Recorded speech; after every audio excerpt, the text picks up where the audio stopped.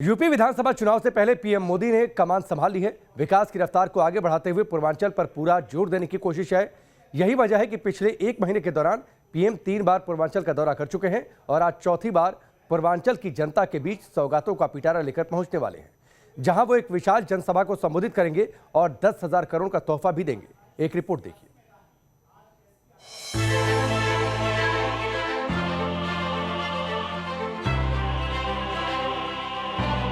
बड़ा दिन है, हम लोगों के लिए बहुत बड़ी दिवाली है।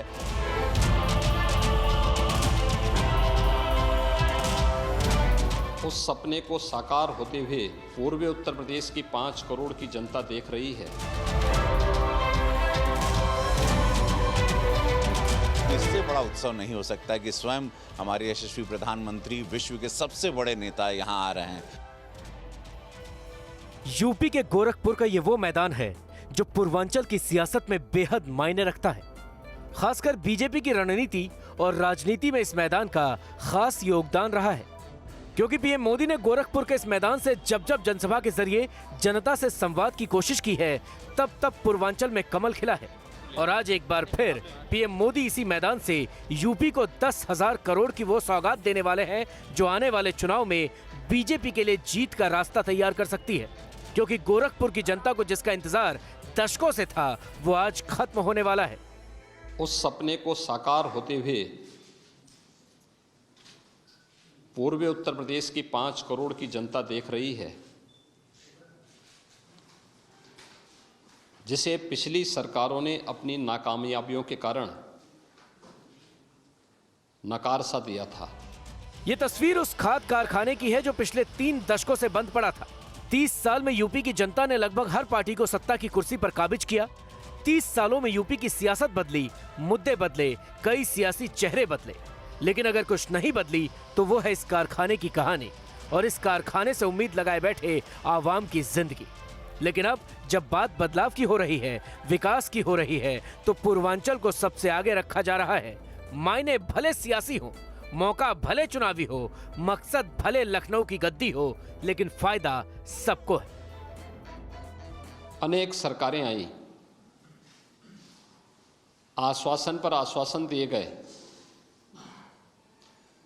लेकिन 26 वर्षों तक उन लोगों ने हमेशा हाथ खड़े कर दिए कि अब यहां पर नए कारखाने की आवश्यकता नहीं है। नागरिकों के जीवन पर असर पड़ा, गोरखपुर के विकास और पूर्वी उत्तर प्रदेश के विकास पर विपरीत असर पड़ा, रोजगार और नौकरी की संभावनाओं पर विराम लगा। अब यह सपना साकार हो चुका है। गोरखपुर का यह खाद कारखाना सीएम योगी का ड्रीम प्रोजेक्ट रहा है, जिसको दोबारा शुरू करने और उसकी जगह नया कारखाना स्थापित करने के लिए योगी आदित्यनाथ बतौर सांसद 19 साल तक संघर्ष करते रहे। उनके संसदीय कार्यकाल में संसद का कोई भी सत्र ऐसा नहीं था जिसमें उन्होंने इसके लिए आवाज बुलंद न की हो। योगी की पहल और पुरजोर मांग पर 22 जुलाई 2016 को पीएम मोदी ने नए कारखाने की आधारशिला रखी थी, जो अब सबके सामने है। प्रधानमंत्री मोदी जी ने 2016 में गोरखपुर के खाद कारखाने का शिलान्यास किया और एक समय सीमा के अंदर यह खाद कारखाना बनकर के तैयार है। 12 लाख मीट्रिक टन से अधिक यूरिया का उत्पादन यहां से होगा। गोरखपुर के विकास के सफर में आज एक नया अध्याय जुड़ने जा रहा है, क्योंकि पीएम मोदी आज गोरखपुर को एक साथ 3 बड़ी सौगात देने वाले हैं। पीएम के हाथों 3 बड़े प्रोजेक्ट का उद्घाटन पूर्वी उत्तर प्रदेश के लिहाज से अब तक का सबसे बड़ा निवेश है, जिससे न सिर्फ यूपी के युवाओं को लाभ होगा, बल्कि कई सालों से खाद की किल्लत का सामना कर रहे किसानों की परेशानी भी दूर होगी।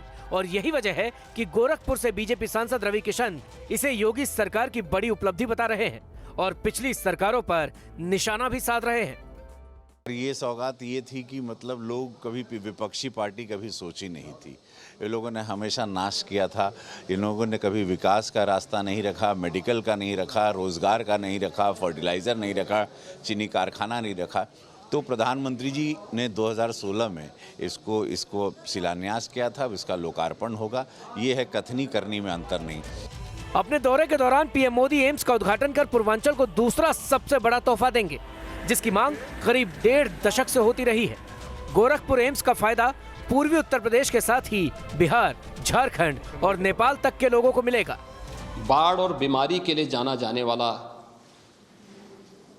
ये पूर्वी उत्तर प्रदेश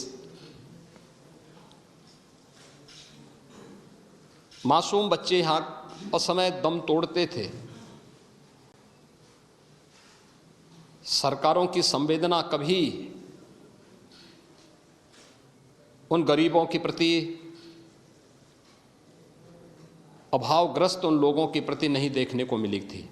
और 2016 में ही प्रधानमंत्री मोदी जी ने पूर्वी उत्तर प्रदेश को एक एम्स दिया और वह गोरखपुर में ही स्थापित किया।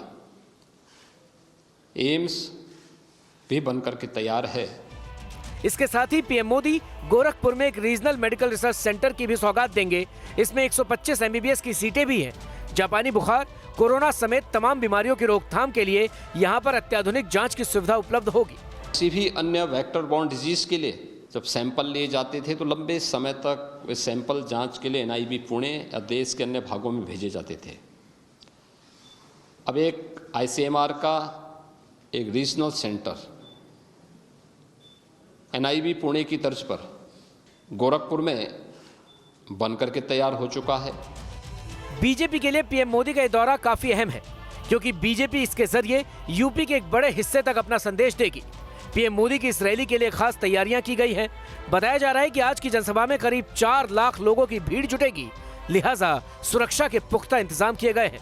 प्रधानमंत्री नरेंद्र मोदी एक साथ 3 बड़ी परियोजनाओं की सौगात गोरखपुर को देने जा रहे हैं। कार्यक्रम की तैयारियां पूरी हो चुकी हैं।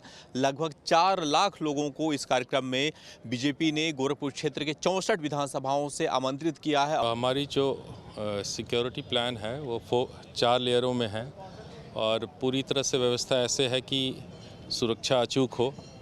हमारे पास जो अपने जनपद के और बाहर के जनपद से और पूरे उत्तर प्रदेश पुलिस से करीब हमारे पास 8 एसपी, करीब 20 एडिशनल एसपी और करीब 60 डिप्टी एसपी ड्यूटी पे लगे हैं। इसके अतिरिक्त हमारे पास 4 कंपनी सीपीएमएफ, 5 कंपनी पीएसी वो अतिरिक्त मिली है।